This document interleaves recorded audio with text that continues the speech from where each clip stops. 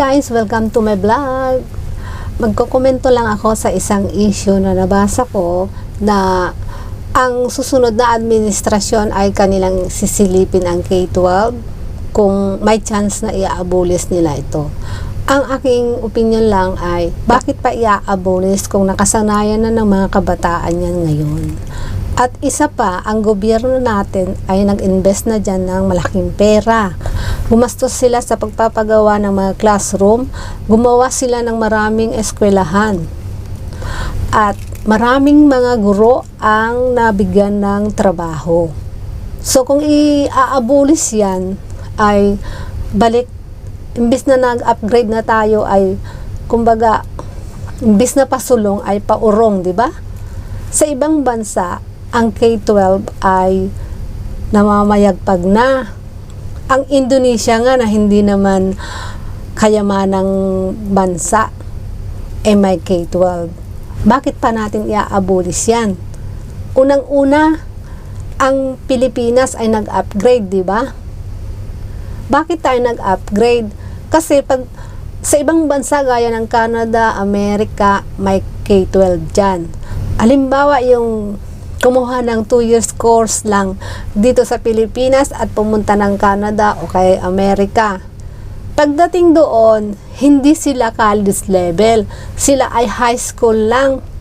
Kasi ang edukasyon natin dito sa Pilipinas, yung dati nating edukasyon noon, nung panahon ko, panahon nating mga may edad na, eh di ba, 4th year lang ang high school. So, pag pumunta ka ng ibang bansa, ang akala mo ay high school graduate ka na, pero hindi. Second year ka lang, second year high school ka lang. Yung nagdaang administrasyon, in-upgrade yan para makasabay tayo sa ibang bansa. At ang papasok na administrasyon ay gustong pakialaman, gustong i-abolish. So, ang masasabi ko lang ay, ano ba gusto nyo? Paurong o pasulong? Ha? Kung sino man ang nakakaisip niyan, abay, paurong ka po, hindi pasulong.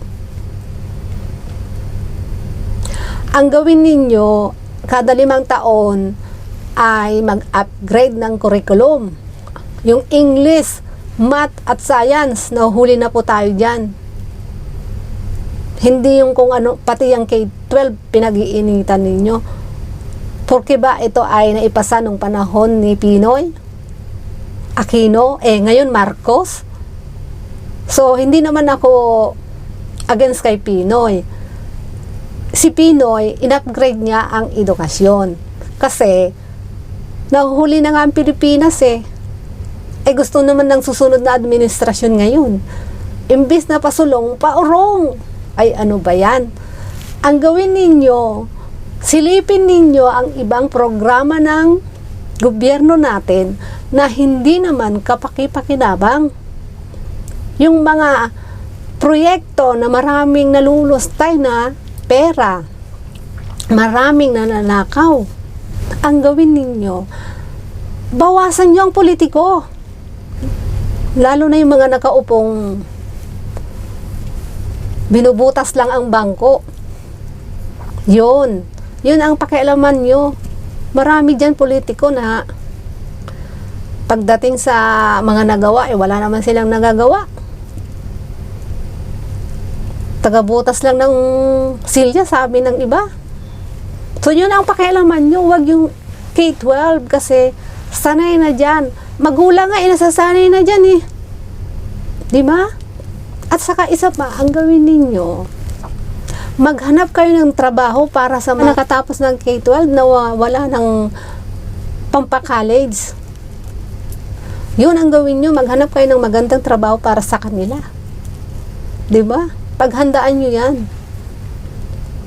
Isa pa, kaya yan ay in-implement yung K-12 na yan para yung mga kabataan natin, dati, high school graduate lang is 4 years lang, diba? Ngayon, may K-12, so nadagdagan ng 2 years. Hindi nyo ba alam na yung 2 years na yon, yung mga kabataan natin walang chance ng mag-aral ng college, ay na-delay ng pag-aasawa. Kasi noon, pagka-graduate mo ng high school at wala kang pampaaral, ang mga kabataan nag-iisip na mag-asawa na lang. Di ba?